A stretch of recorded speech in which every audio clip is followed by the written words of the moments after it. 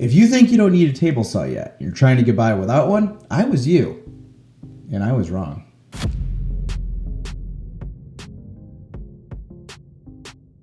I think that I have a lot of the same challenges that a lot of you do.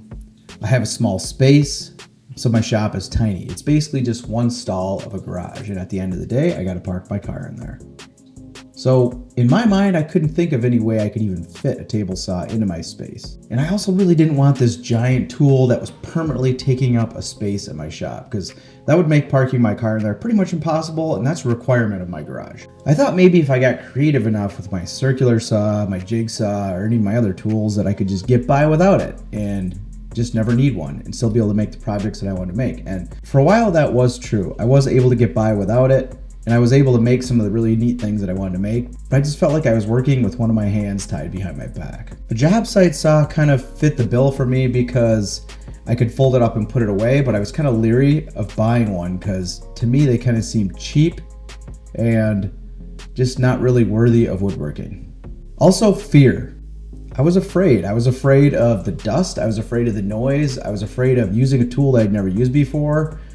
And I was also just afraid of hurting myself. Table saws are really intimidating and they can really hurt you. And you've heard all the horror stories of people cutting fingers off or whatever. And you look on Instagram long enough and you see all the pictures of people with maimed hands and stuff in the hospital or missing fingers and making jokes about it. And I didn't want to be one of those people. And frankly, when I did get a table saw, I probably should have spent more time thinking about safety because I was not very safe. And I was very lucky to not have hurt myself when I first got my saw. Luckily, I still have all of my fingers and I got past that dangerous phase. And now I can talk to you guys about what I learned so you don't make the same mistakes.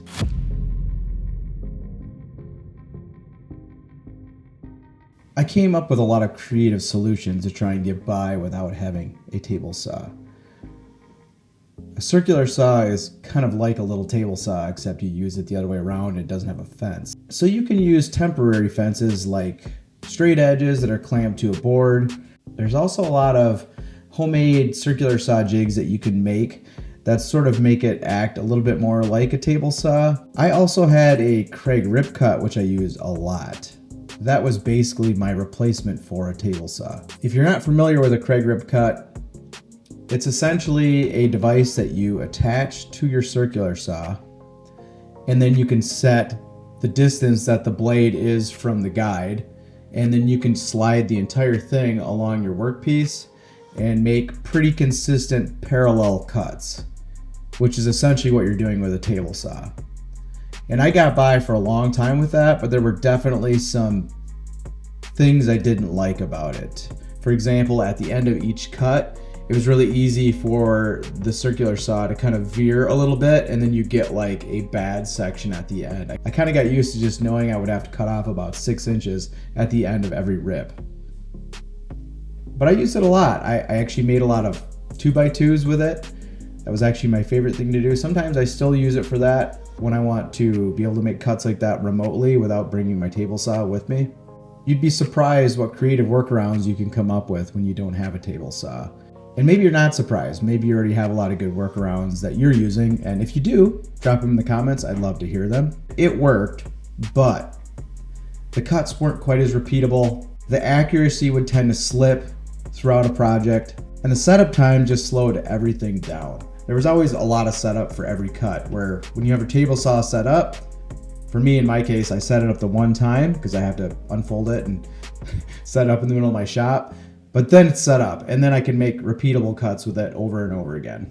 It was definitely not as safe as a table saw, as crazy as that sounds. If there's anything that's less safe than a table saw, it's using another tool like a table saw.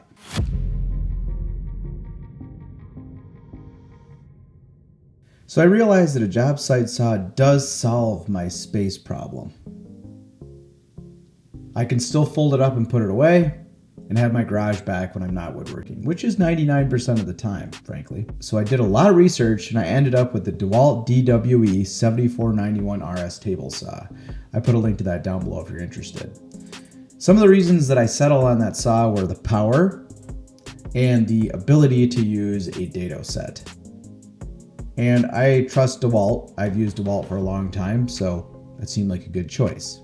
And somewhere along the way, on my other channel, which is called How I Do Things, I ended up being the DeWalt table saw guy. So if you go to Google and you search DeWalt table saw or DeWalt DWE 7491RS, you're probably going to see my face on the first page. But anyway, the DeWalt table saw has been great for me because it works well in my space and it sets up in a matter of seconds. Ultimately, my table saw is the foundation for repeatability, precision, and speed.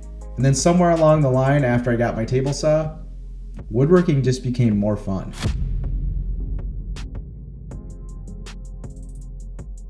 With a table saw, there's definitely a few things that you're going to want to add. The first thing I made was a crosscut sled. The crosscut sled uses your miter slots to make repeatable crosscuts, so you don't have to always bust out your miter saw. But you also can get a much cleaner cut because it also acts kind of like a zero clearance insert, so you get almost no tear out. I also made a box joint jig, which gives you the ability to make really fast, really repeatable box joints on your table saw. A box joint is a really nice joint when you want something that is strong and maybe a little bit fancy. You can use them on drawer boxes. I've even used them on cornhole boards. In-feed and out-feed tables are also very important, especially the out-feed table. The DeWalt table saw is great, but the work surface is relatively small. So when you're working with a long workpiece and you're trying to make a cut, it kind of wants to fall off the end of the table. So you're not just guiding the piece through the cut, you're also trying to support it so it doesn't flip off the table, which can be incredibly dangerous. So after a few times of trying to cut longer boards, I immediately realized I needed some sort of outfeed table. So I designed my folding outfeed table that allows me to fold it up with the saw and then tuck the whole thing away in the corner. I do have plans for that, links down below. And then later I added my in-feed table. I didn't feel like I needed this one as much, but I did want some sort of in-feed to help support the piece as it's going onto the table. And again, that helps the most when you're trying to rip a really long piece of wood, especially if it's a heavy piece of wood. So I designed a folding in-feed table that's small and compact, and once again, folds down so the entire saw can still be folded up and put in the corner. Plans to that down below. The DeWalt table saw already comes with a riving knife, which is great because it helps keep your cut straight so you don't accidentally twist the workpiece as you're making your cut. That's basically how kickback happens. You'll be making a cut, you accidentally twist the board just a little bit, it bites on the blade and shoots back at your face. You're also going to want push blocks and push sticks. The DeWalt does come with a basic push stick, which honestly I still use, but a lot of people like to make ones out of wood. Wood is supposed to be safer because it's more sacrificial than a hard piece of plastic. And then another accessory that I added almost right away was a zero clearance insert. I made mine, but you can actually buy them as well. A zero clearance insert does reduce tear out, but it's also good for reducing the amount of dust in your shop because it doesn't let the dust shoot back out of the hole. It also prevents tiny pieces of wood from falling down into the slot in between the blade and the table, which could do all sorts of things. It could blast back out at you, it could bind in the blade, could clog up your dust port, who knows. It's just good not to have little pieces of wood falling down in there. And there's also a lot of companies out there that make a lot of great accessories. TSO Products is one of them that comes to mind. They make a upgraded rip fence and it allows you to attach a lot of other accessories to it. It's also a little bit taller. And in addition to the accessories, it's also a great idea to read your manual, to calibrate your blade, your fence, make sure everything's aligned. That allows you to make better cuts, but also just makes your saw safer to use. And these upgrades just sort of make the saw a little bit more friendly for woodworking projects.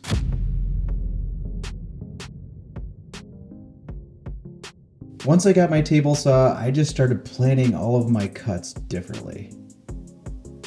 In situations where I might have used a different type of saw, I immediately thought of using the table saw first. I was able to build faster projects, and I stopped second guessing my measurements. Once I started trusting my fence, I could just set it and forget it. It really gave me more confidence in my woodworking ability and allowed me to be more creative. And as you might expect, the quality of my woodworking projects went way up. You don't need a table saw on day one. When you're building simple beginner woodworking projects, there's a lot of ways to get around it, and they're totally acceptable.